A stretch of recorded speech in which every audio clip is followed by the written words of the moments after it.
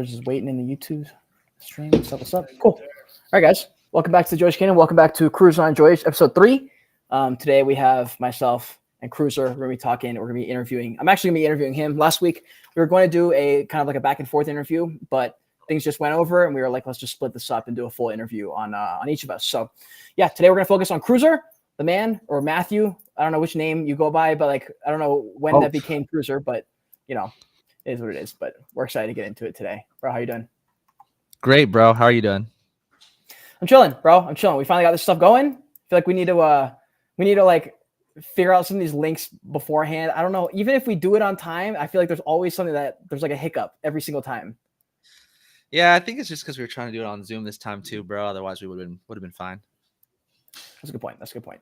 Anyways, bro, we're gonna do a little bit of a kind of like a I don't know. I guess we'll start with life, and we'll move back into I Am Academy. We'll jump into Life by Design, the business side of everything, the training aspect of everything. But you started around 22 years old when you got into kind of self-development and stuff like that. Do you remember what it was? Was there any kind of things that happened in your past before that kind of got you thinking, I got to do something extra here. I got to achieve a little bit more. I got to do something a little bit extra. Like, why did that happen at the age of 22? Yeah. So I would say, bro, honestly, it just started out with just soccer, bro. Like with like soccer, since I played since I was 5 and like all the way up until college, all the way up until, at the highest level throughout that entire time, winning state a couple times here and there. It was one of those things where I just had these big goals, big dreams, wanted to make a lot of money. I didn't see myself clocking in and clocking out at a regular job forever. So whether it would have been sports or whether, I took that business route or something, I just knew I was going to do something really, really big. And I think that's how it kind of started, man, in the first place was probably through soccer. True. What do you think? It's my favorite question. What do people need to know about you to understand and contextualize you for the rest of this interview so that everything makes sense in a better package, if that makes sense? Give me an example. I'm not sure I understand well, like for some people, they have like a very, very life-defining big moment that happened when they were like 13, or they saw something, or they got embarrassed, or there was a movie, or there was a guy who came and like a famous person who came by and he just shot. Like when I was like 17 or something, this wasn't like the life-defining moment, but I saw Luke Bryan come out on stage, and I saw him like behind stage right before he came on, and then he just goes from like talking to his assistant to just like commanding an audience of like 10,000 people. And I was like, whoa, that's insane that someone could just show up and just like have that confidence to go. But that was like a big moment for me. There's just like things like that, just little stories that maybe you have floating around. Sure. Yeah. So not very many people know about this, but when I was 10 years old, I ended up having, I got flesh-eating bacteria. And so like I had to get surgery, and like when I went into the hospital, I'm pretty sure they said something along the lines of, if you would have came like a day later, we would have had to cut your leg off, like because the infection was like really, really bad. Yeah, I could have died. That's like What getting happened? my leg cut off was like I just got a disease. Like I caught some random disease just from, they still don't know from where. And I was on the news and everything, and it was crazy, bro. Yeah. Wait. Hold on. So you were just, how old were you? I was 10. I just remember waking up and just being in massive pain on my leg. And I was a kid, and I was just like, I was literally 10 years old, bro. So I just felt a ton of pain, couldn't sleep. It was keeping me up. And then eventually I was just like, yo, I got to go to the doctor. Like, I don't know what's going on. And yeah. And so I ended up going, and they said, hey, you have flesh-eating bacteria. If you would have came in the next day, it's quite possible that it would have infected your entire leg, and we would have had to cut off your leg. And if you would have came in a week later or whatever, you could have been dead. Like, yeah. So crazy. I have a vague memory of a lot of it. I don't remember all the details, but I have a vague memory of most of it. Yes. Did that like affect you in the short term? Like, did that like mess you up at all? Was that like embarrassing at school? People talking about it? Yeah, it did, because, well, what ended up happening was I ended up, I was in the hospital for, bro, I had to get, I think, hey, how many surgeries did I have to have? I had to have 12 surgeries in like 3 weeks, 4 weeks or something like that. Yeah, it was crazy. And yeah, man. And so for me, I didn't really know what was going on. I was too young to really comprehend what was going on, but I just knew it was not good. And yeah, you know, my parents didn't tell me like, yo, you could die, like you could be dead from this. I just didn't know until later on, obviously. But that definitely Wow. changed a lot because I had to take the whole year off soccer, and I played soccer my entire life, and then I had to relearn. I vividly remember relearning how to walk. I have this weird vivid memory of like when I first started walking again, which is funny because I'm like now starting to walk again from the crutches right now. I literally like I remember walking from the hospital bed to like the side of the room to like back, and it felt like I just sprinted a mile and I was dead. I was gassed. It was crazy. And yeah, I remember coming back, and yeah, man, a lot of people were just bro, I got a ton of like notes, a ton of people visiting me. It was just a crazy Jeez. experience, and honestly just made me grateful to be alive, bro. After that, you know, I just felt like I escaped death, and I just felt grateful to be alive. I don't know how to put it other than that. Yeah, I like to start the conversation in a way that sort of humanizes people. There's a lot of times, especially in the finance industry, uh, more often than not, like new people will come in and they just they see you, for example, or Leanne or Mike Nav or something like that, and they got the good haircut. They seem to The be haircut. levels above already, and they're like, bro, who is this dude? You know, or like, who is this girl? Like, I don't even know how to get there. Like, how would I even begin to get there, kind of thing. And I come from a slightly different place because I come from a different industry where I was doing things already. I already had that moment for myself. And then after doing so many interviews, I was like, oh, wow. At the end of the day, even if I'm talking to a billionaire worth so much money that I can't even comprehend, or like someone who's just in the beginning of their journey, they're all like, we're very human, and there are the very, very human things that like happen to all of us that are very silly, like, you know, your coffee spills in the car when you're driving to work or something like that, just like stupid stuff that you can't get away from no matter how much money you have. And Yeah. I like to start from there because it just humanizes people and it reminds everyone that, bro, every single person here is just a normal person. Some people got really lucky. Some people really got it like that. Some people Mhm. are in the beginning. Some people are grifters. You just don't know. But I just like kind of humanizing from the beginning. Yeah. I fell into a trap for a period of time of just like I would call it idolizing people. I think that it's Mm, good to look up to that's a great people. word. There are certain people that are like great examples and you should follow them, but at the end of the day, they're just a human. They might be a human with a lot more money, with a lot more this or that, but at the end of the day, if they've done something, there's a great chance that you could probably do it as well. And that's a really, really good perspective. I was listening to it was some random Asian dude on YouTube. I forget who it was, but he said we're all made of the same ingredients, and I like that. I think that's a really good way to explain it. Like we're all made of the same ingredients. We're all made of the same thing. Like we're all come from the same place. Like if he could do it, I could do it. If she could do it, I could Yeah. do it. That's the perspective I try to keep. Yeah, there's another one that's like no matter who you are or where you are, at all, you will still see stars above you. Well, maybe not if you're in the city, but there are stars above you, and someone on the other side of the world will see the same stars. Like it is the same Earth that we're all on. And man, the last couple of years, we've both kind of navigated the world of business, money, content, and stuff like that, and we sort of met a bunch of cool people. And there's something you said once. You're like, you can't unsee the possibilities once you see in the possibilities. There's just no way to unsee that. It's like you see color, and then you just are supposed to go back and live in a world that's black and white when you know that there's color, and you're like, no, that can't be it. So have you always had a contrarian take on life, or has that kind of developed the last couple of years? A what take on life? Like a contrarian take, like just don't see What's that? things the way they are. It's kind of like you are like the guy who's like stands up and you're like, bro, that's nonsense. Like that's BS. I don't think like that. I don't agree with that. Or were you kind Oh, of all the time. I've always been like that. I don't know why, but like to this very day, yesterday I was getting in like a slight argument, and I was like, "Yo, like that's not right." I don't know why, but I've always just like looked at what everybody else was doing and just said, "Hey, that's not the way it is, and you should do it this way." And there's a mm, saying, and it goes like, "You want to observe the masses and do the opposite." I don't know why, but I've always been thinking like that. I think I just intrinsically knew that the vast majority of people were not living the lifestyle that I wanted to live, whether it be mm, financially, whether it be relationships, whether it be their relationship with God, whether it be whatever, it doesn't matter. just like 99% of people didn't have, maybe they had one area, but they didn't have all areas that I really looked up to. And so, I always kind of was thinking a little bit different for sure. Yeah, especially if you get deeper into the world, you find that, like, if you look at YouTubers, for example, the only ones who are doing well are the weirdos who just have a very specific thing that they're like, or a very weird way about them. And you're like, bro, like, that is dope. Like, that's why people are there. Like, there are just strange people, and like the internet loves that. And then you find that they love it in the real world. The second you graduate high school, everyone loves your weird things. It's like right as soon as you get out of that, if you can just get out of there. Like, that's the one part that we didn't have the internet like that. We didn't have social media like that back in school. We had like the very beginnings of Instagram when I was in high school.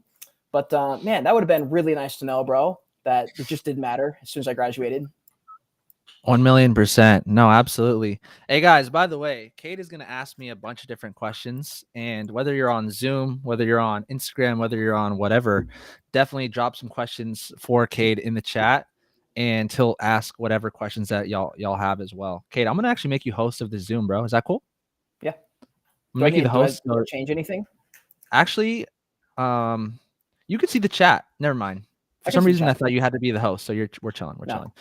But okay, but yeah, man. I always just thought different, and even when I was going to college, when I started going to college, I started taking business classes, and it just didn't make sense. I was like, how am I going to learn from a business professor who's teaching how to run a business who's never had a business? Like, I just am a very logical person, and because of that, I just can't buy the BS that I see when I see it, So yeah, man.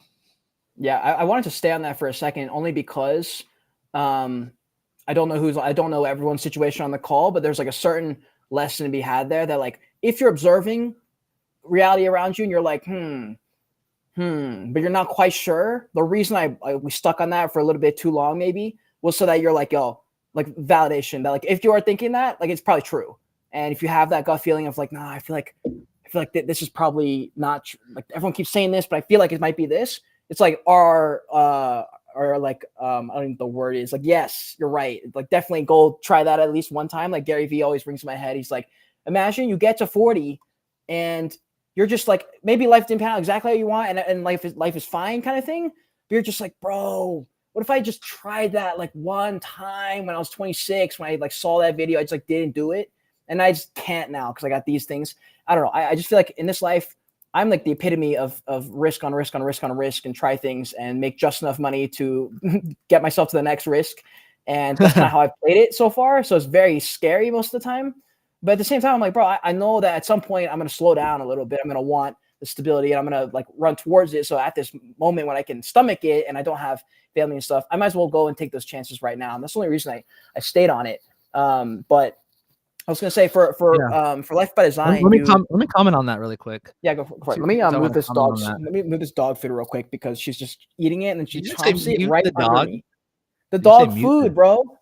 No, I thought you said I'm gonna move the dog food. No, like, she takes the dog food and then she like walks right to me and then eats it below me because she wants to be close. Okay. So I just gotta move the dog food. So I'll be right back in 2 seconds. You're good. That's so funny. I swear he said, yo, let me just mute my dog really quick.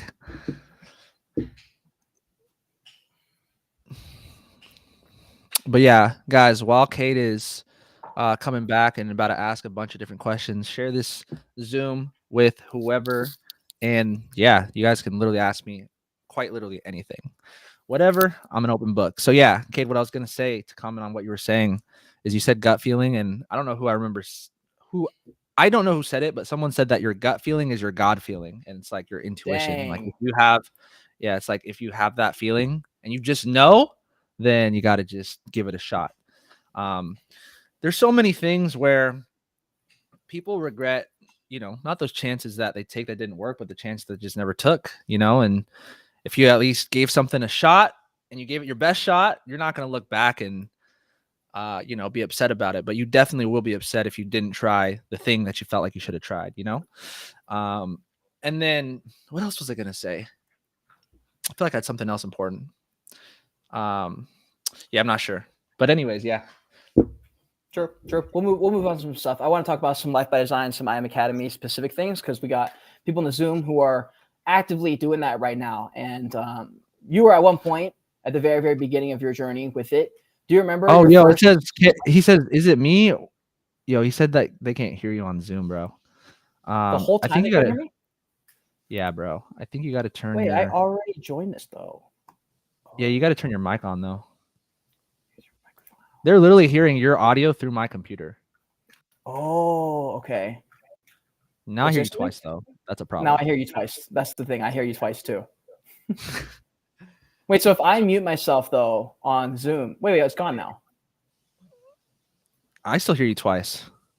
Really? Yeah, I hear you twice still. Yeah. Let me see. Hold on.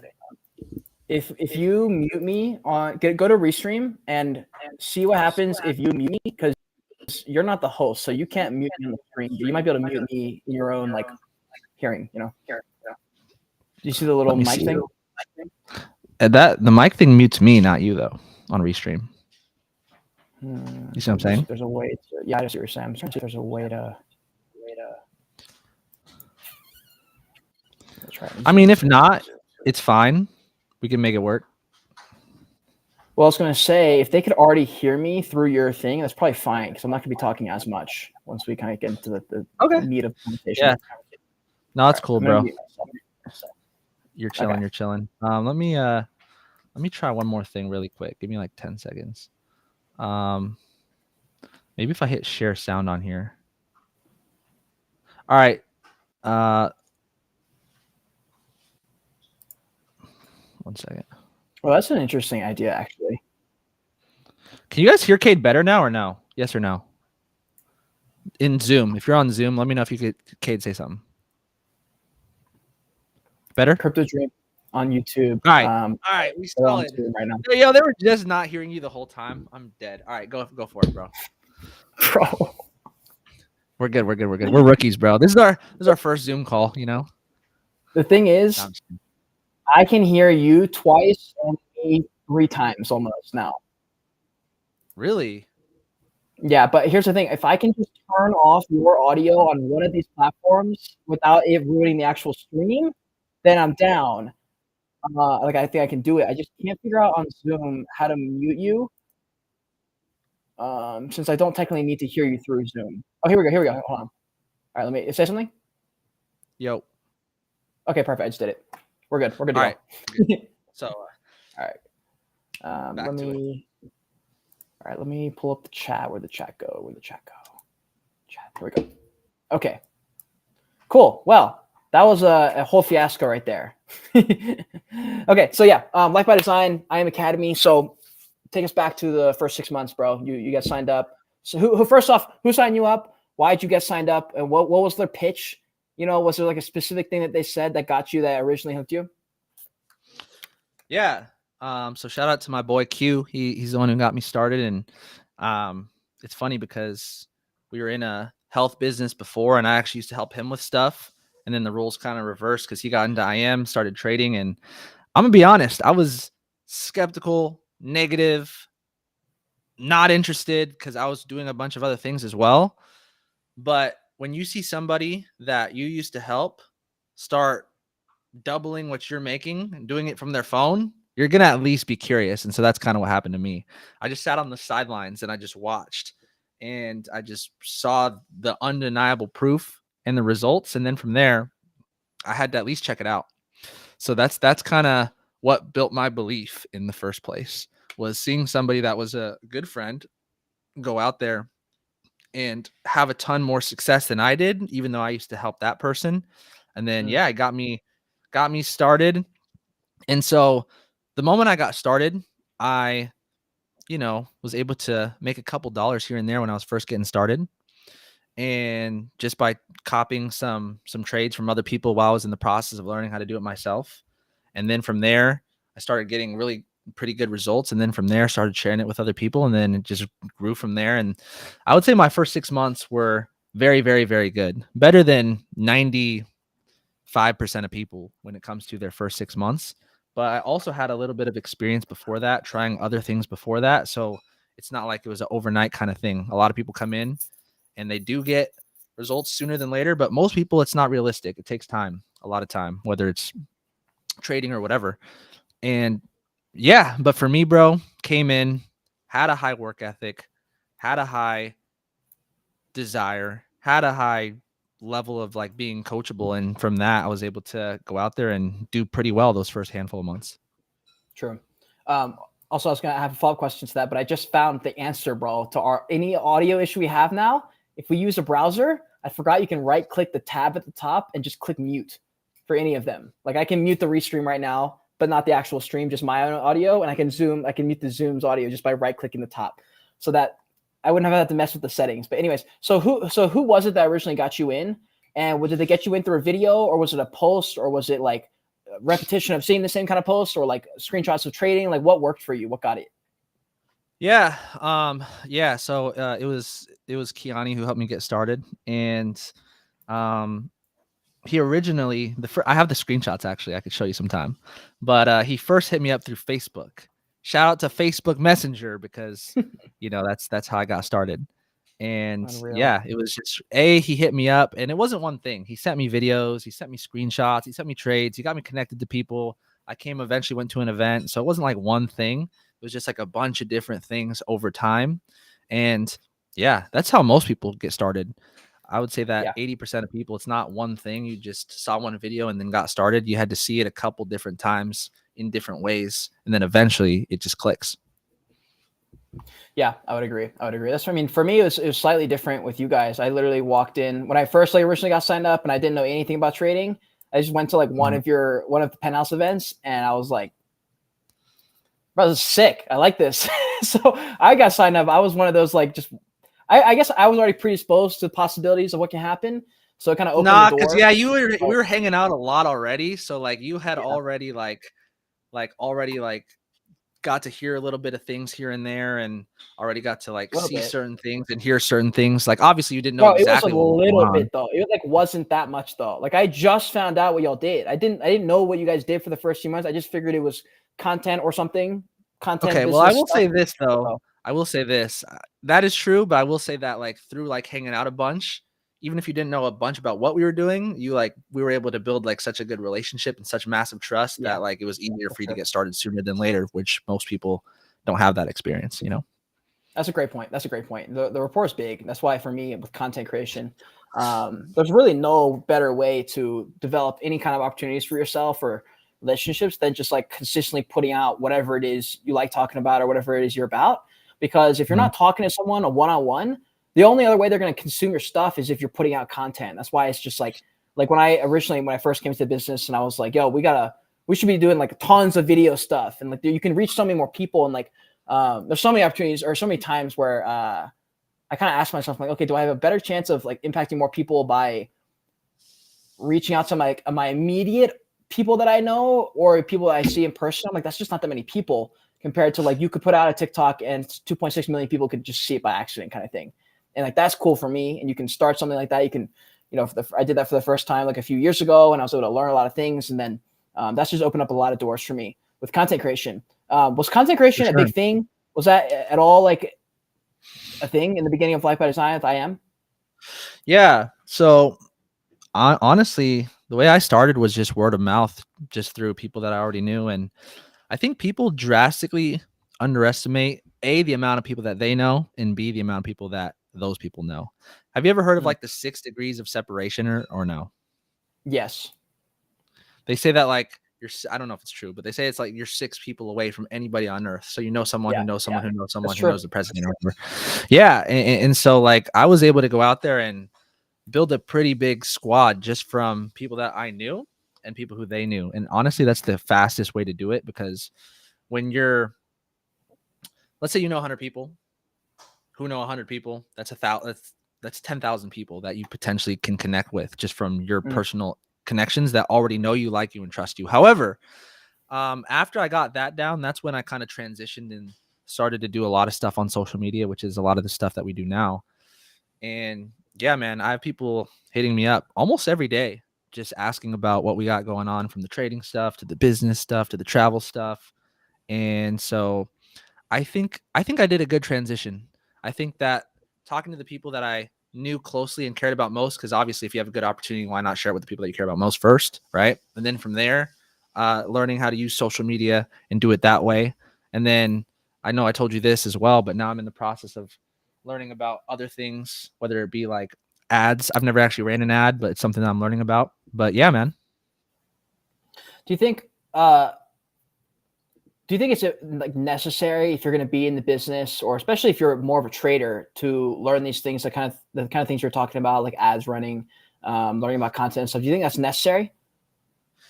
I would say this. I would say that the reason why, I mean, people could do whatever they want to do at the end of the day. Like, the last thing I'm going to do is tell people to do something that they don't want to do, right? Because this is a volunteer army and no one has to be here. But for me, when I understood that the top 5% of people that control 95% of the world's wealth are either A, investors or traders, or B, they have a business, and what we do is a way where you could actually do both, where you can learn these skills of like trading and investing, but you could also share the information with other people and build a business at the same time. It was kind of a no-brainer. I think that learning how to talk to people, influence people in a positive way, leadership, all these different things, whether someone is doing it within our business or not, I think you should learn. If I had a kid, when I have a kid, she is definitely going to for sure learn that, whether he wants to or not. So for other people, if you want to, great. If not, great, but that's what I think. What do you think are kind of like your biggest mental shifts since going from early 20s to later 20s? Like when I hit 25, like I pretty much overhauled everything I learned up until 25. And I said that every single year, but 25 was very different than any other year before. So I imagine like your 22-year-old self, 22 to 25 versus 25 to 28 is probably a bit different. I would just say the longer that I'm in the entrepreneurship space, the more I've been able to see people have success in different ways, that people that started in a worse place than me, that have gotten way farther along than me. And it's just built up my belief. I think that's the biggest thing. When I was a little bit younger, I knew I was going to be successful to a degree, but I also had a lot of limiting beliefs, whether it be, oh, I'm too young to make a lot of money, or whether it be, I can't do this because I'm naturally introverted, whatever. But as time went on, I got to just see people from all different backgrounds, races, gender, everything, go out there and have a ton of success. And that just built up my belief, So I would say that's one of the biggest paradigm shifts that I've had, for sure. Seeing when you see people around you that are no better than you go from zero to the top 1% of 1%, literally, like it's impossible for you to not believe, So yeah, that's a big one. What else? What are some other big paradigm shifts that I had? I've had so many. I just don't know specifically what some good Bro's ones had are. so many epiphanies he forgot all of them. Bro, what's another good one? Anything about relationships with people? Anything about like business relationships, particular like networking relationships, that kind of thing? Yeah, no, that's a good topic. So one thing that took me a couple years to learn that really changed everything for me was understanding the law of the revolving door, which basically states that people are going to join your business and people are going to leave your business. People are going to come and people are going to go. That's not the question. The question is what are the quality of these people? So for example, if you have high quality people joining and low quality people exiting, then your business is growing. If you have a low quality people coming in and high quality people leaving, then your business is dying. But people think that, first of all, people see people quitting sometimes and they think it's bad. That's not bad. That's every business, or whatever. It doesn't matter what business it is. You're going to have people come and people go. That's not the question. The question is what are the qualities of people that are coming in? And so I focus less on, hey, how can I make sure that everybody stays? Because that's not going to happen. It's not realistic.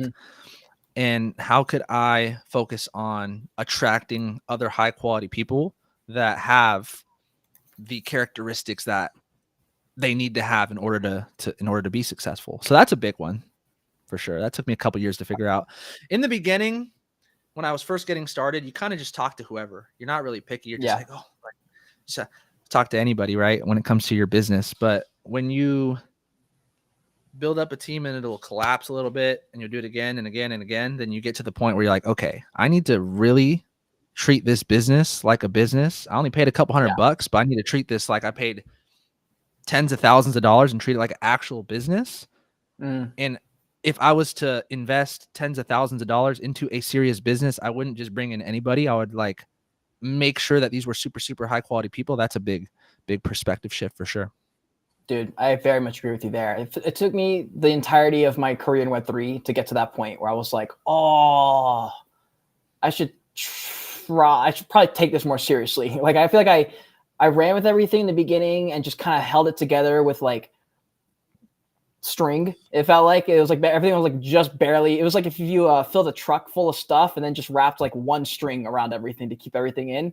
It was just enough where nothing was quite falling off. Things were falling out a little bit, but it was fine for the most part. And then when I was like, yeah, there's like no longevity unless I start to shore up some of these things and I start to define some of these boundaries / shore up the edges and actually learn some of these things. Like, and the thing is, like, it's a lot of the not fun stuff that I had to learn that I was just like, bro, are you kidding me? Like, I actually have to learn this. Like, I actually have to do this, you know? And there are some things I don't care about, like editing. I didn't really mind editing that much. But there's a bunch of random stuff in the business world, or like you have to like, you know, deal with your website stuff on your own kind of thing. Or like, you know, you're on the phone with like your dad or like a friend who like can help you with websites. You're like just doing all this stuff, or you're having to adjust all the descriptions. You're like, this is awful. But you have to do it at some point. Like otherwise, it's just never gonna be done. Your website will never look good until it's like done. You know what I mean? Yeah. No, for sure. I just thought of another one too. When you're first getting started in this business specifically, you want to save everybody and you want to help everybody, and you quickly come to the realization that if people do not want to help themselves, you cannot help them. And it sucks because sometimes it's like your close friends or close family and it's the people that you care about most. But man, I've wasted so much time, energy, and money trying to help people that did not want to help themselves. And yeah, that's like one of the biggest things that I learned like relatively quick right away. But a lot of people go through that when they're new. They want their best friend to make it to the top with them. And as nice as that sounds, I'd love to do that as well.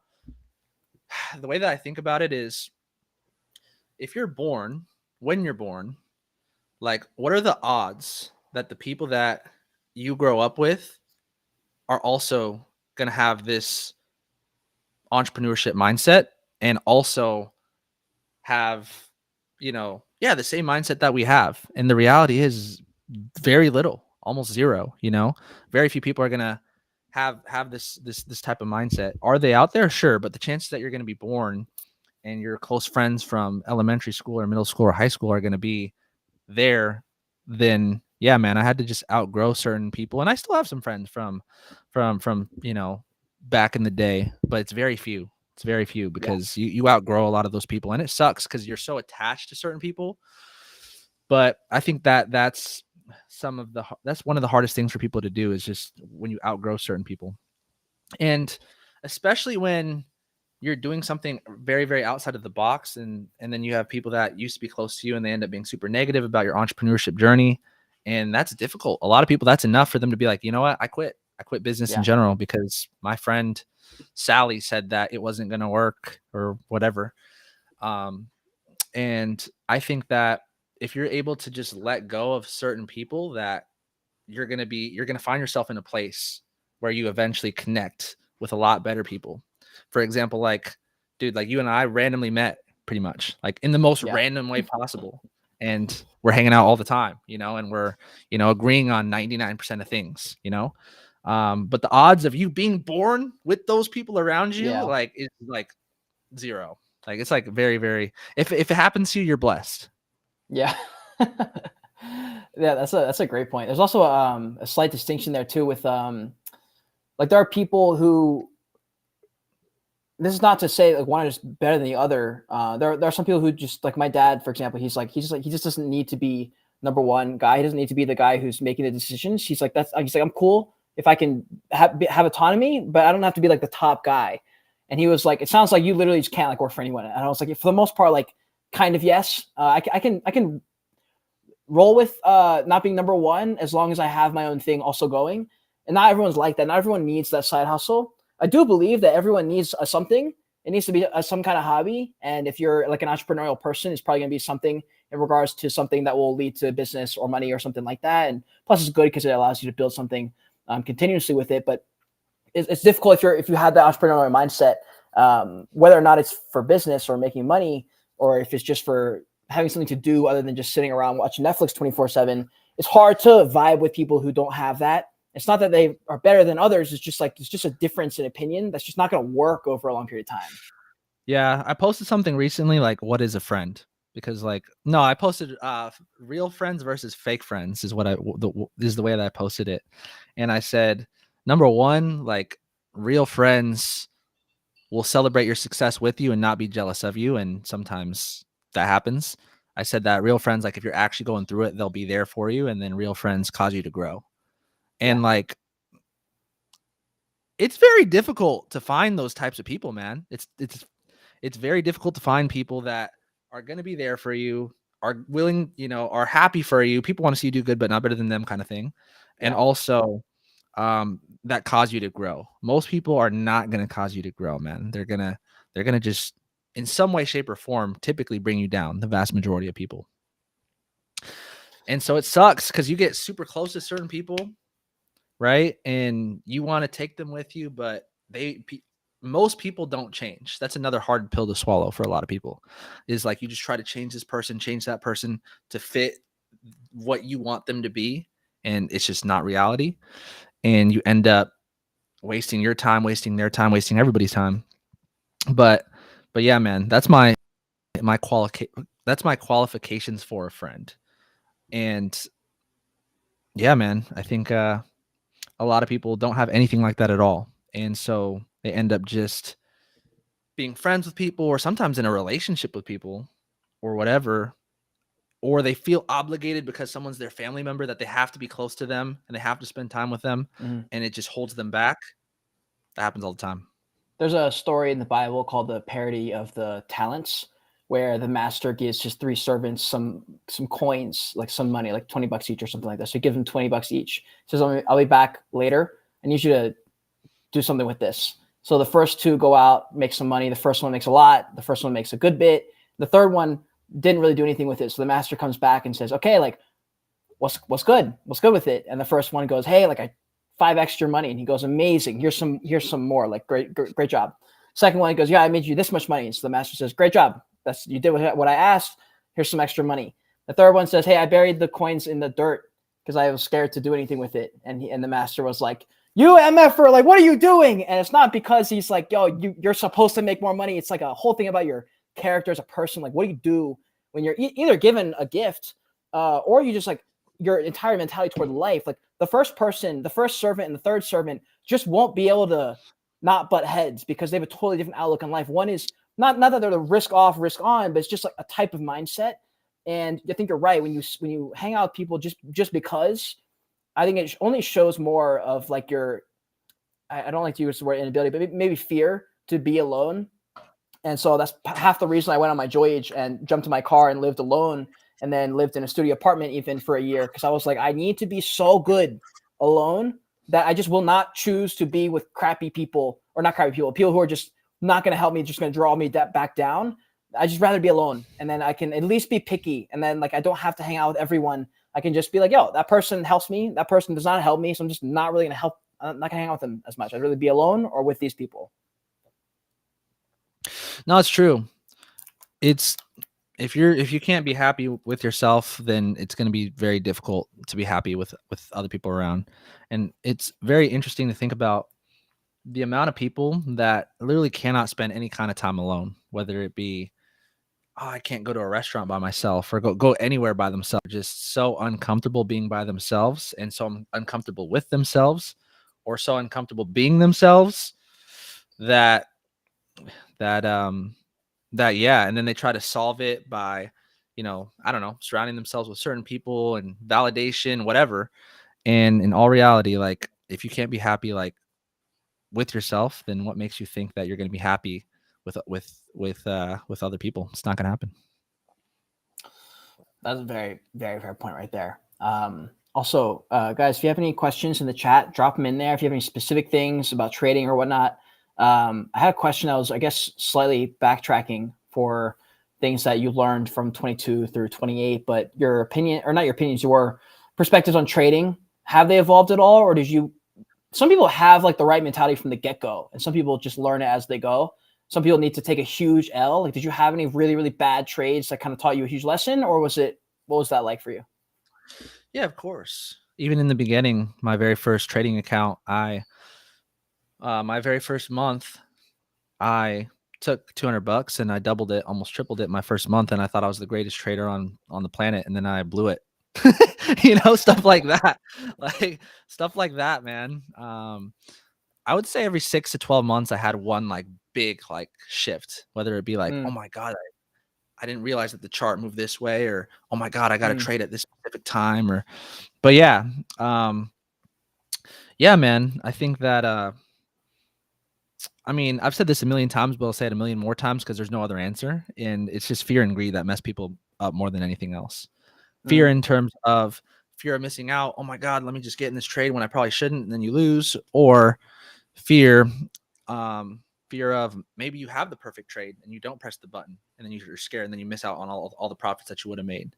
And mm, then greed in a sense of let me take a bigger trade size within my account, and then either A, you make a lot of money. No, either A, you blow your account, or B, you make a lot of money, and that reinforces a bad habit, and then you do it again, and then you eventually blow the account.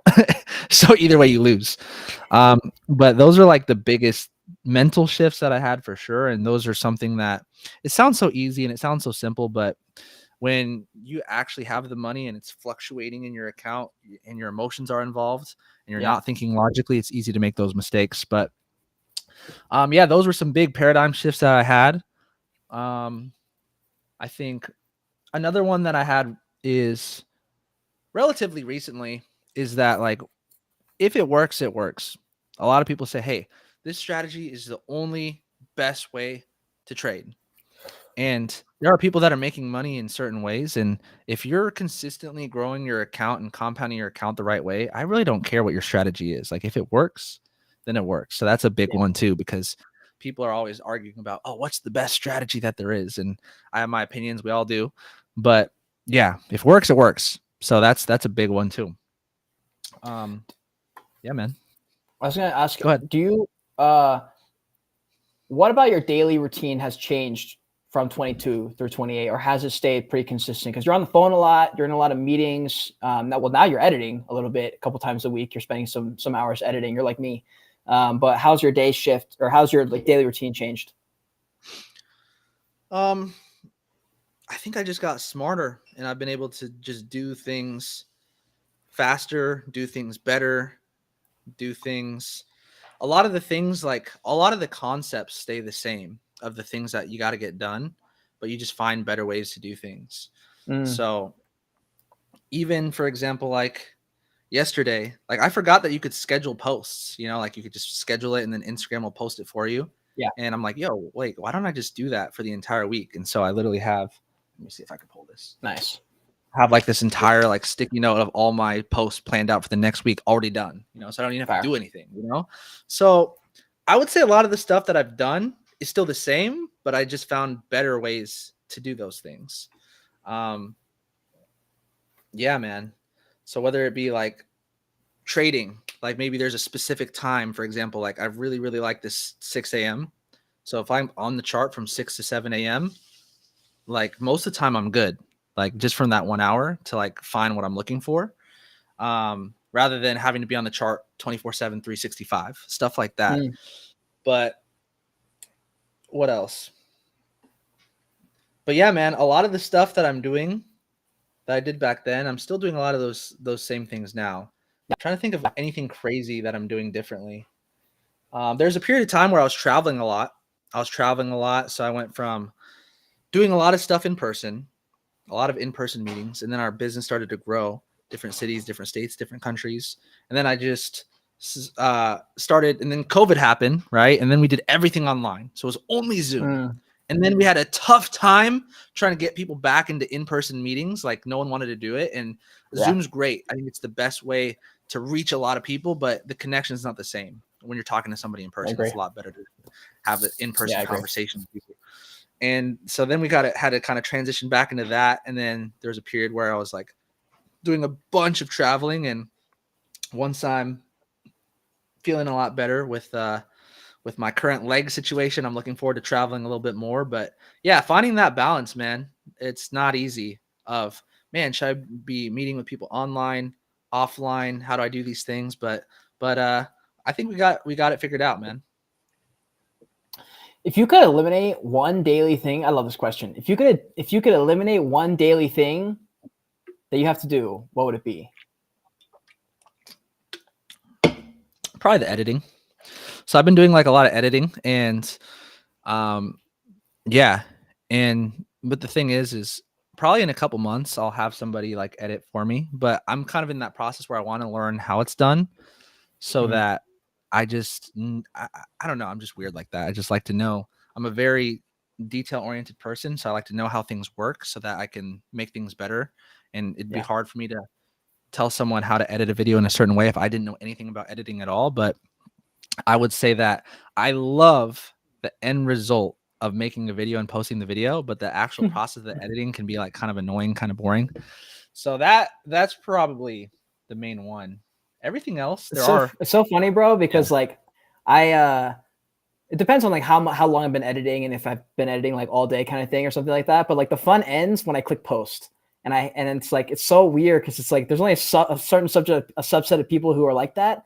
But like when I click post, it's like it's just crickets. As soon as I click post, like even if the video does really well, I'm just kind of like, I don't know. Like the second I post, I'm like, all right, where's the next one? Like, what's the next thing I like to edit?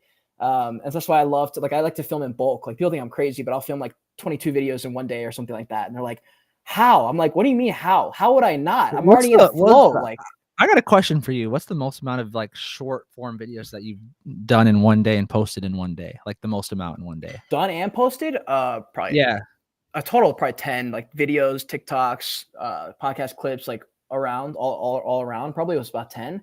But like today I filmed like maybe 3 videos. I edited a couple. I'm gonna edit a few tonight that are more like short form. But yeah, I've done 2 live streams, a video, 10 TikToks in one day. Yeah, something like that, 10, 15. The reason I asked that is because I'm like posting every day, at least once a day, which is great. And I know a lot of people would love to grow their social media, build their brand, all these things, but they drastically like underestimate how much that they got to do. And they just they think posting once a day or creating 1 video a day is insane. And so when you say like, yo, I've posted 10 in one day or created 10 in one day, that literally isn't even a lot of people can't even fathom that.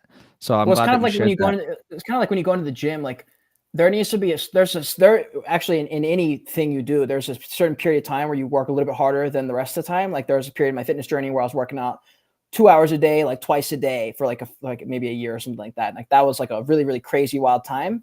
And I think that like for me, if I don't post like 3 videos a day, I'm kind of like, bro, how's that even possible? Like, how did you not post 3 videos in one day? Like that's almost like embarrassing to me. I can almost guarantee because I used to post so many, you know. I can almost guarantee you the vast majority of people on if they're thinking like 1 a day is like, wow, like that's too much, like that's a lot, like in their brain. But the thing is, you have to do more than that at some point. Otherwise, 1 will always be a lot. I'm like, 1 cannot be a lot. 1 has to be like embarrassing at a certain point. And like they're like, how do you get to that point? When you make 4 videos a day for a few months and you make yourself do it for a little bit, or you take a weekend and you spend all your time doing that. And you're like, well, like I can't because of this. It's like, okay, that's fine. You're just not going to be able to do this then. And that might just have to be one of the things you can't do. It's kind of like Alex Ramosi. I'm pretty unforgiving in that way. It's like, if you want to be able to post 3 times a day, you're going to have to probably at some point post 10 a day so that posting 3 is even feasible right now. Like without that year where I was posting that many videos, it just wouldn't be possible. Like no one thinks like that. Like, and I guess because I watched so much of Gary Vee and he just unloaded all his strategies. He was like, yeah, film a podcast that's an hour like this, and then find 15 clips. And then here's the crazy part. Don't post all 15 once a day. Make 45 out of that 15 and take a different hook from each one, or film a different hook and stick at the beginning of the clip. And you can recycle content in a way where you can take an hour of footage and 3 hours of editing and make that last like a month. And you can do that. It's just like you have to be willing to kind of learn that for yourself. I think the biggest thing is people don't want to take that first step because it's just so overwhelming, and it's so like I have enough content right now to where I could post every day for years and like not run out of stuff. A year, 2 years, few years, and not run out of stuff. And like I don't think people understand that. Yeah, like a podcast like this, 1 hour, you could literally just chop it up into just 10 different videos just from a 1 hour thing, and that's 10 videos for the week just from this 1 hour. And so my biggest thing for people that think that one is a lot every single day is to just start, because once you start, you'll realize it's a lot more simple than you really thought it was. Of course, there's a learning curve. Of course, it's going to be hard at first, but once you actually get started and you have content from the last year, 2 years, few years already, and you're able to put some of these things together, and you're able to, another thing that I do all the time is whatever I'm already doing, I just record it. And then if I do a call or a training or whatever, I just record it, and then I turn that into different clips as well. And you just get to the point where you have so much where you just don't run out. So I think a lot of people also have a fear of running out of ideas, and a fear of running out of ideas, and a fear of running out of content. And it's like, once you start and you do it for 3 months, 6 months, a year, 2 years, few years, you realize eventually you'll get to the point where you're like, wow, there's so many more ideas out It's like there people who than I are thought. worried that they're gonna accidentally get too big in the gym. I'm like, bro, I promise you, you will not accidentally get 18-inch arms from doing biceps too much. I promise you, you won't like accidentally grow 6 inches on your thighs or your booty by I'm just saying accidentally these are hitting all a few thoughts. extra squats. These are all thoughts that I've had, bro. I would think like, bro, I'm gonna run out of things to say. I'm gonna run out of ideas. I'm gonna run out But who of. cares? It's like that. I understand the concept, but it's like so. It's like I don't know. Like I don't know what to do with that. It's like so. You're like, well, Well, it's not even I don't so. It's know. just not true. It's just not true because there's always something new to talk about. Like there's Yeah. always a new trend. There's always something new to talk about. There's always a new idea. There's always a new something that comes out or something relevant going on in the news. Like there's always something new to talk about, literally. And you just Yeah. don't know that unless you're in the game. So The thing is that not everyone's game is social media, and that's something I've tried to wrap my head around because like I can't, even if you don't like social media, it just is the way that it's like it's like the only alternative we do other than like your normal life. It's like that is the alternative. It's like, well, there's like movies and shows. Like, sure, if your goal with anything other than real life is just to zone out, then yes, movies and shows. But like if your goal is to like do something, like I've always looked at content in a way to build something from it. Like there's a handful of people that I follow that I only really care to follow because they're on top of things. And I can see they have new ideas, and I take their ideas and I roll with it and I mold it and I move it. There's a Game of Thrones girl that I love who just makes, I just like her style of video because I like her content, I like her, but also like she gives me ideas where I'm like, yo, that's a good way to make a video about this kind of thing using this style. And I'll just warp it into my own way. And like, it just depends if you like the game. Like Gary Vee says all the time, he's like, if you don't like entrepreneurship, you don't like social media, or you don't like trading, it's just not going to work. Like I don't like trading that much. There's a reason I just like, I go in and out. Like I get through waves of excitement, but it's not something that's going to like, if I had to choose between streaming and trading will not even one time ever even have a hope of being top priority there. It's just not something I'm as interested as in content. And if you don't like content, you don't like social media, that's fine. There's just certain things that you're going to have to forfeit because you don't want to. And it just kind of is what it is. It's like Devin told me that with trading. He's like, look, you don't have to like it. I'm like, you're right. And like by me skipping a lot of sessions, I do forfeit the benefits of me missing those trades sometimes. But at the end, for me, it's just like I just have priorities, and that's just how it is during certain seasons of life, you know? yeah. Yeah. There's a very, very interesting argument. And some people say, do what you love. And then other people say, do whatever you got to do to create financial freedom to then be able to do what you love. And to be honest, I kind of agree with that, because sometimes what you love doesn't pay the bills, or it doesn't, or sometimes Of course, But I obviously, would, but I would it'd be counter that, awesome. bro, with the same counter that you gave me, which is like I've seen What the I say? possibilities too many times to No, no, unsee it. no, no, I'm like, no, no. no, I'm not you even talking can about make it social work. media right now. I'm not talking Oh, about oh, okay. social media right now. I'm just saying, I'm saying in general, like a lot of people have these like things that they love to do, but it's Ah, not going got to you. either A, pay their bills, or Or they don't want it B, to. it's not going to pay their bills, or maybe it will pay their bills, but they have much bigger goals than that. Like they want to, Yeah. Yeah, yeah. do other things than just, Sure. bro, whose goal is to, I just want to live paycheck to paycheck. Like, I mean, obviously most people are doing that, but is that their real goal? Like Right. Right. no one grows up and has the dream of, my dream is I want to live paycheck to paycheck. You know what I mean? That's a good So point. yeah, I'm kind of on the train of, I think that you should do whatever you got to do to create that financial freedom within your life. Easier said than done, obviously. But from there, then you can also start to pursue different things that you love rather than, Well, let me hey, ask you a just do question what you then love. off So that. yeah. Like a question off that would be like, where does that game end? Because your people who are familiar with your content, your brands, know that like you're about the grind. Like it's not like a secret that like Alex Hormozy influences like the people like that in that arena because you're in the middle of the game. Like you're like in the middle of the thick of the game. So like of course this is like where we're at, and the same with me. But like where is the line of I guess it's capitalism kind of slash tough hustle though. culture? I guess it's kind of tough though because I actually do enjoy it too. Like I have fun doing what we're doing right now. Like Yeah, I'm yeah, having fun doing this. You know what I mean? So I'm kind of like, I guess in the perfect world, you're doing both. You find something yeah. that you love, and it's able to make a lot of money. So I guess I might not be the best person to ask that question, but where does it end? Where does what end exactly? I just want to make sure I Like you understand your asked question. me, you asked me last week. You were like, "Where's the line from self acceptance versus go and get better?"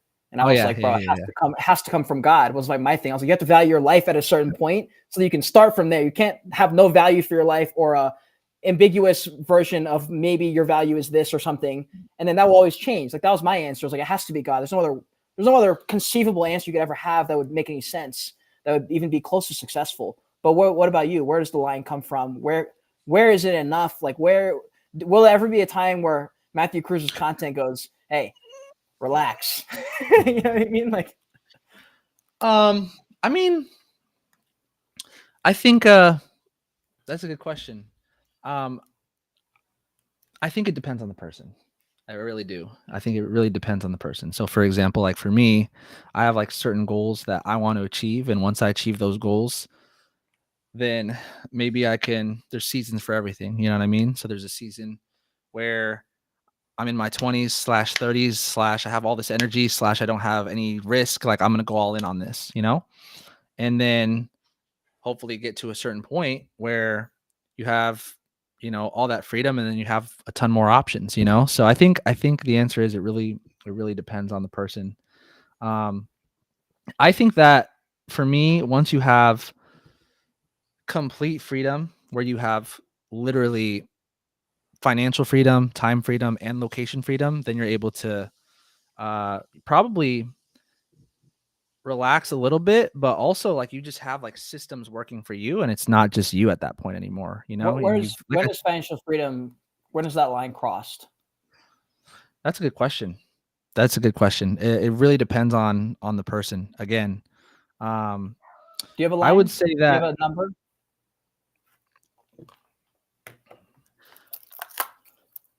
I mean, I would say at Chairman 100, when you're making $100,000 a month, which is more than 99.9% of people, then you're big chilling.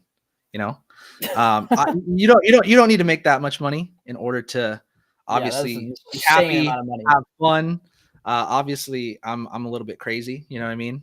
But yeah, because even at 10 grand a month, that's more than 90% of people.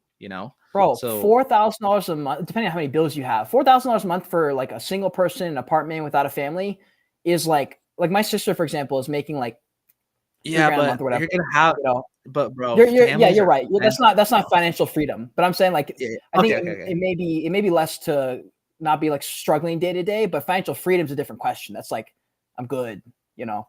I think when I started making like 10 grand a month, like it was a lot, but it wasn't like as much as I thought it was gonna be. Like, Mm, yeah. Like it was a lot, but I don't know how to explain it. It just wasn't as much as I thought it was going to be, you know?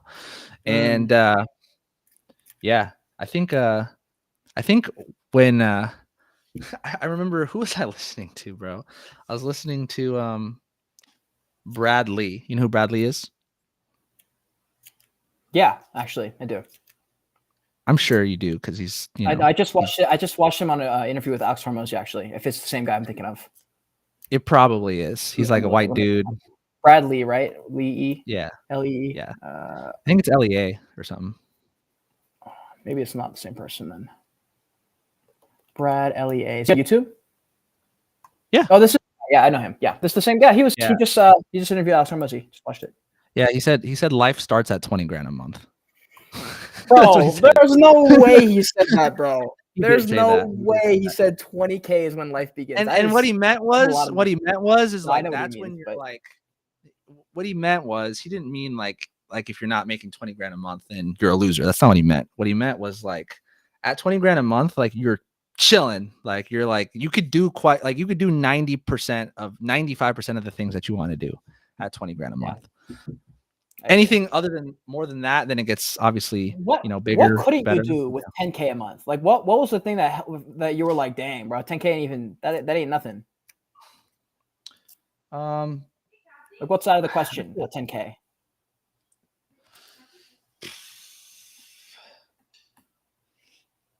That's a good question. I can't think of anything in particular that I wanted to do right now that I couldn't, but I will say that when you want to also give some money to your family, and you also like have a large team and you want to like help them pay for stuff, whether it's like throw an event, or whether it's there's a big convention and you want to help some people pay for their tickets.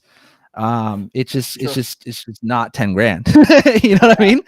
So even if it is 10 grand a month, it's not 10 grand a month, because you got to spend it on other things, or you're investing into, I don't know, man, other things, or you're doing some personal development stuff, going to some conferences, whatever. It's just not even. I think a lot of people think 10 grand a month is more than it really. I think a lot of people just have a bad perspective in general. Some people think that 10 grand is less than it is, and a lot of people think that it's a lot more than it is. And a lot of people, and you just don't know what it is, bro. It's gotta be, and you just don't know what it is until you have it. And then once you're there, then you can kind of be more aware. But yeah, I 100% agree with that, dude. When I had my sponsorship for the podcast, that was $5K a month just to do literally nothing. I just streamed to their channel. That was the only difference with my own podcast, and that was an extra $5K a month. And I was like, wow, like this is gonna be so lit. And then like nothing changed at all, like not even a little bit. And I was like, bro, I'm not even sure what to do with this money. And I'm pretty sure I botched it, or I I forget exactly what I did with that money, but I remember once it was like gone, I was like, I probably could have done something better with that, or maybe I should have done this, or should have done that.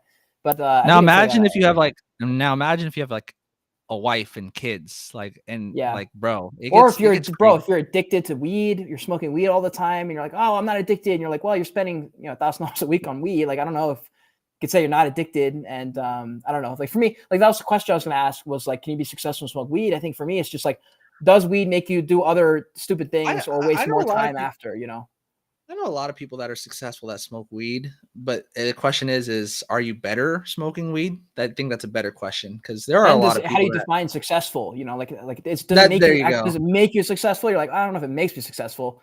If you're like, well, I need to calm down, you're like, well, like, I don't know. I would say for most people, it seems, I mean, hey, if it helps you, it helps you. But at the end of the day, for a lot of people, it seems to do more harm than good, So lucky for me, or unlucky for me, not quite sure which one, but weed makes me like super, super anxious. So I haven't smoked in a very, very, very, very long time, and I don't. So I'll have a drink here and there. Obviously, you've seen me have a drink. Like, I'll watch a fight or something every once in a while and do that. But yeah, I would. That's my answer. I think that you can smoke weed and be successful and go out there and crush it. But is it helping you or is it hurting you? It just depends on the person. And for a lot of people, I don't know, man. It just depends on the person. Yeah. For me, weed was fine. It was just what I did when I was high. I just like, I would be somewhat productive, but I would be a lot more open to just wasting time. A lot more open to wasting time when I had it. And that was a realization I had to like acknowledge at one point, where I was like, bro, every time you smoke, you do this, this, and this after too. Like, it's not just you Bro, it smoking just weed. You made like me like waste 4 hours super, of time. dude. It would just make me super, super anxious, bro. And so like I just So hated it. interesting. Like I just, Yeah. yeah. Um, I noticed that a lot of people though, it just makes them comfortable in uncomfortable situations. So like there's a lot of people that I know that like if they are smoking a lot, like a lot, sometimes like they'll be in a situation that it should make them uncomfortable, whether it be like a financial situation, whether it be a relationship situation, and then like they're smoking a lot and like that just like makes them feel good about the bad situation that they're in rather than like actually like fixing the situation, you know what I mean? Yeah. But yeah, man, I mean, hey, if it helps you, it helps you. If it doesn't, then you got to stop.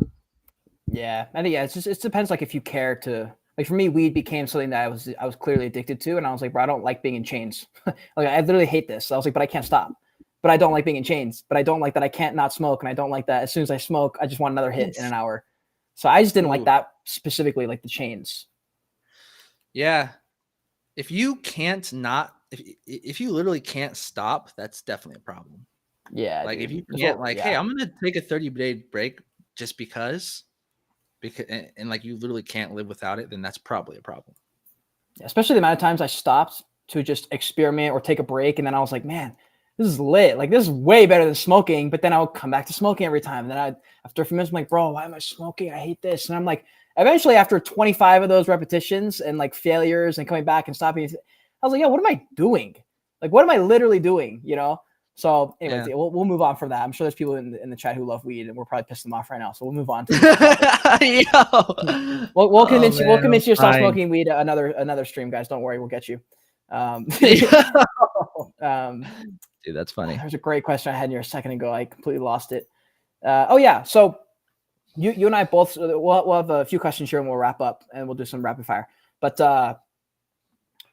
something I have to pull myself away from, and you and I are both been able to generate money online. So I'm not sure how. I guess for me, it always has been this because I just love being online in general. So if you spend a lot of time online, you'll understand this. If not, maybe you won't even understand why I'm asking this question. But the idea of pulling yourself away from the online world versus the real world, there is a very, very big difference. But it only becomes a difference if you're actually spending like 6 hours a day on the online world. If you're not really spending that much time and you're not in an industry where you're like aware, oh, that's like the industry leaders. Like that's, oh, who did this person say about this person? And there's one for everything. There's a Christianity world. There's a Twitter crypto Web3 world. There's a world about fitness. Like there's a fitness industry. Mhm. There's industries in each one. And when you get sucked in, you become part of that little world. And you forget a lot of times that like not everyone is cynical. Not everyone's always, leaving comments that are negative on this person or that person. And do you have issues with that? Do you even participate in that at all? Like what's your relationship with social media, Ben? What do you mean? In what exactly? I'm Like for not me, you. I had a I tough understood everything time. you said all the way up until the question. Everything you said Like, made sense, and then do you go have that? Do you struggle with that at all? Do you have a distinction of the real world versus the online world that you have to separate and yeah. pull out and or not? Yeah, no. I Bro, how you don't gonna say yes and then no? no. So I'm trying to figure out how to answer the question. So I'll put it this What way. is your industry? I'll put it this way. I notice that in general, if I'm spending too much time online, it's like I like just don't feel good. Mm, So like if I'm like, and it's not even like stuff like this. I could do stuff like this all day. But if I'm like scrolling like a lot, like for a very long period of time, like and afterwards, I literally will feel like a little bit sick. Like it just won't mm, feel good. So I definitely have to draw some sort of a line between like being online and I have to remind myself that I need to like well, I can't go for a walk, but go for a walk or I need to What do you do go then? What do you outside do and get some to fresh stop? air. Hmm? What do you do like to break up those times? Dude, literally anything, bro. Whether it be go outside, just literally get some fresh air, whether it be switch up my location if I've been working in a certain place for a Hang certain out with time, then I'm Goldie? like, yo, no, bro, I hate Goldie.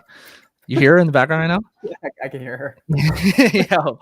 And then what else? Just work out, take a break, do Losing something. FIFA, What do you mean? bro. You're losing in FIFA every time we play. It's might as well be one of your hobbies is to lose in FIFA. What do you mean losing FIFA? My brain Bro, doesn't that's comprehend. literally all you do. You open the game, you turn it on, you All right, lose, guys. and you're just Just like, so you guys again. know, Cade has never beat me in FIFA. Oh wow! All right, we got to live stream the next game then, and we'll have someone Oh, we screen will. record it. Oh, we You know, will. because my Sure. best friend in college told me that I wasn't faster than him, and so we were on a night on the town once, and my friend Meg was anyways, she filmed this race, and like I got a head start in the race, but she didn't start filming till like the third or fourth step, so no one actually knows.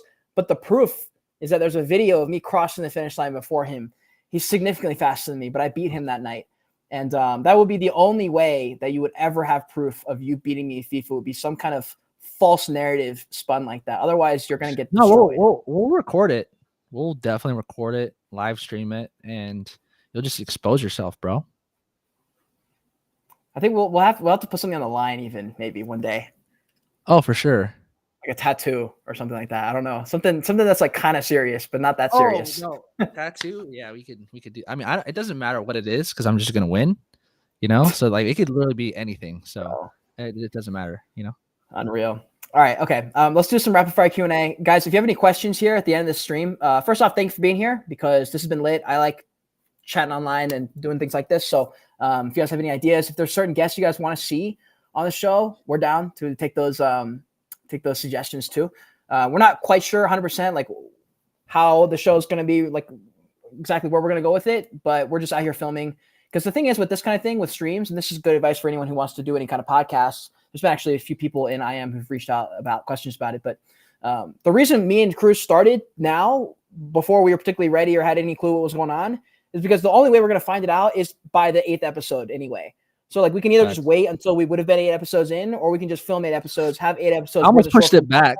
Figure it out. I know, bro. I was like, yo, should we just wait, bro? Like, I think we got to push it back. And Cade was like, no, like we got to start like now. It was good advice for sure. Good. Yeah. All right, let's run it. Here's the rapid fire and then close it out, bro. Favorite fast food chain? Does Chipotle count? Yes, but I'm gonna ask it again. So we'll say yes because glory to God and glory to Chipotle. But like, what's your favorite food chain besides that? Like a real fast food place? McDonald's. True. Bro, we be going for breakfast. Yeah, we do. First relationship. What do you mean first relationship? Bro, what do you mean? What do I mean? What was your first relationship? How old were you? I was in my first relationship. I was in 6th grade with some random person that I don't want to mention. But I wouldn't count that. So I would say first actual relationship would probably be high school. I was in a 4-year relationship. Biggest fear? Biggest fear? Probably heights. Okay, I thought you were gonna say something really like stupid, like not achieving enough in life, not touching enough souls. They're gonna say something like that. And I was like heights, like I'm bro, like I'm scared of like jumping out of a plane. Like that's scary. That's actually scary. Really? Mm-hmm. Why? What about it is scary? Bro, like I just the worst case scenarios run through my head, bro. Like, yo, the parachute's not gonna work or this or that. I've just watched too many videos, bro. True. Do you remember an NFT that you've purchased? Of course. Which one? Yeah. I would say that the cheetahs were pretty cool, pretty dope. It's the only one you can remember. Lost some good money on that. It was crazy too, bro, because I just posted a YouTube video about this, but like literally 99% of the NFTs have gone to zero. Joyage Kingdom, we have not gone to zero. We've stayed strong, actually, very strong. I'm actually very impressed that we're still here and we just shipped out some stuff. Not every NFT is nonsense. It's just the industry itself, what it became a little bit stupid. But no, I think actually I'm very, very curious to see what happens in the bull run. Like when the money comes, the money printer's back and people are being degenerate again. I'm very curious to see if and what NFTs will pump because I think the art world has a chance. That's the world I'm in. But the PFPs and cartoon monkeys like that was tough for me because I just don't know. Like, what do you think about that?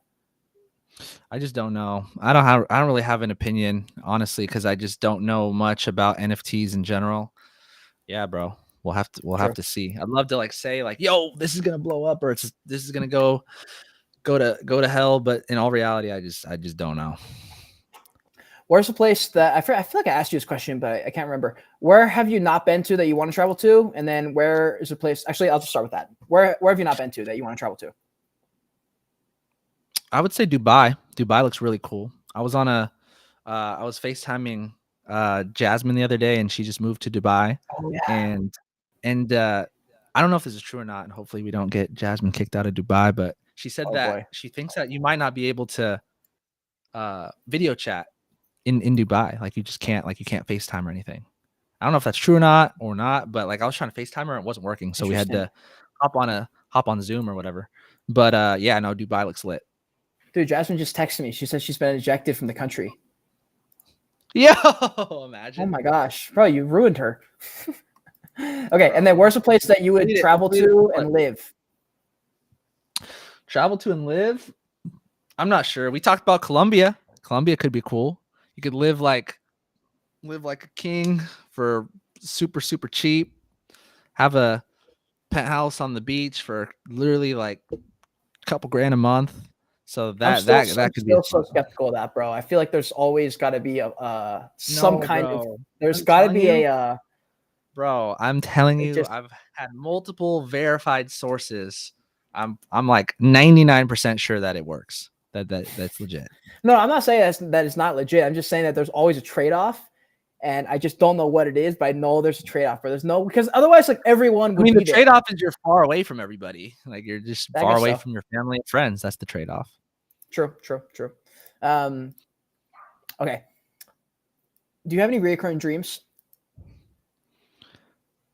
Fun fact: I don't really dream. Do you have any like conspiracies everyone you subscribe to? Conspiracies. I was talking about COVID yesterday, talking about how obviously it was blown out of proportion, and talking about how like for the amount of people that we should not have shut down the entire country for that. We'll just put it that way. Did I ever tell you what happened with me with the, because I ended up having to get vaccinated for something. I forget what the reason was, and but I got one round of it, the first like round of it, and I never went back. Or no, I went to the second round, but this is where the thing happened. So I got the first one of like Pfizer or something, and then the second round, no, it was Johnson & Johnson. The second time, they're like, hey, we don't have Johnson & Johnson. I was like, okay, but you guys just made this huge deal about the fact that you can't mix and match the vaccines. Like there's something very specific about you. Like, bro, you're that's not supposed to get bro. one than the other.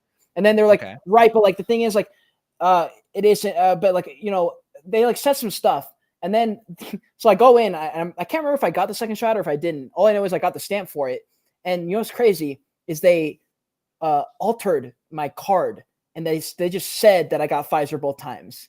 And in fact, I didn't get Pfizer either time. And I was like, bro, I'm going to grow a tail or something in a couple of years. For sure. I'm going to grow a tail the next couple of years, bro. Let me ask you this, bro. Do you know anyone that died from COVID personally? Obviously, there's a lot of like people died from COVID. Obviously, I probably know someone who knows someone, but I don't know anyone personally. I don't think. I know a lot of people, bro. Thousands and thousands and thousands of people, and like I don't know anyone either. So that's why I say like, and you know, who knows? Maybe I'm just completely wrong, but like I just don't see how we could shut down the entire country based off of something that doesn't seem as big of a deal as they made it. So yeah, man. So there's that. Also, I believe in aliens. I've seen aliens. So that's something. Oh, I think we've maybe talked about this before on a stream. Yeah. Even. I mean, we were on stream when we said that. I feel like, I don't know. I feel like you maybe told this story on a maybe it was I don't know. I don't think so. I think we were just talking. I think we were just chatting. Yeah. But yeah, I was just driving, and literally I was driving down the road going towards home on this certain highway, and literally I just saw like just straight out of the movie, bro. Like I just saw like a flying saucer literally spinning around, lights, and then all of a sudden, like in a blink of an eye, boom, it like disappeared. Like it like moved faster than the speed of light, bro. And I don't care what anybody says. I saw it for sure, no doubt. And so, yeah, I definitely believe in aliens for sure. Well, bro, I can't think of a better way to end than for sure, you know, claiming that aliens are real, because they are 100% real. I would probably agree with that. Do you while we bring this thing to a close, did you want to shout out anybody before we pop out of here? Who do I want to shout out? Nah, honestly, no, nobody off the top of my head. So, And then do we're you? chilling. Okay, here's the last thing. Do you have a specific goal for the end of 2023? End of 2023. I mean, obviously, you know what I'm working on with the brand stuff. That's gonna be coming out very, very soon. So super, super excited about working on building my own brand. So that's really exciting. I would say that it's not a specific goal, but my main focus right now is just obviously we have a group of people out here in Seattle that's growing very, very quick. Within, I think we got literally 2 new people that started today with us out here in Seattle with our trading group. And so my goal is just to honestly make number one, most importantly, help everybody get the results that they want to achieve, and then double, triple the group by the end of the year. True. Right on. That sounds pretty good goal. Hey, when do you come back? I come Monday, back on right? Monday. Yeah, Monday afternoon. Sheesh, that means the next one we're gonna do in person, bro.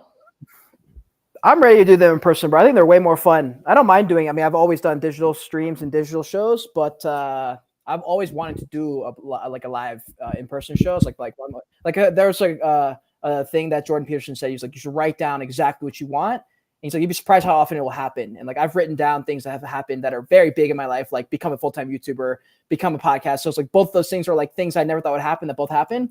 So one of the last things I wrote was like, what do you actually want to be doing in 20 years that you are somehow making money from and have figured out a way to make work? And it's always the same answer has been like the podcast show. And I've just always envisioned something that like a Rogan has, or like, what's his name? Just basically any of those commentator people. And they just kind of talk about whatever it is I'm talking about at the time. So in-person shows are something that I love, dude. No, for sure. I'm excited. And this upcoming week, I have some great ideas for some guests that are like next level. So for everybody that's been tuned in this entire time, definitely check it out next Saturday at 11 a.m. because we're gonna have some guests come on, and it's gonna be super, super exciting, man. Fire. Yeah, we're gonna have Santa Claus on next week, guys. So make sure you tune in 11 a.m. PST. Yeah, fire. If you guys like the video, hit the like button, subscribe. If you want to hit the link in the description, you can find both of our channels and both of our other social medias. And yeah, I think that's pretty much it. Guys, thanks so much for being here. Until next time. Cruz, you want to close us out? No, it's all you, bro. You're the professional opener and closer, bro. Bro, you're right. Guys, until next time, continue on your Joyage, continue to learn, and be grateful you're alive watching this stream.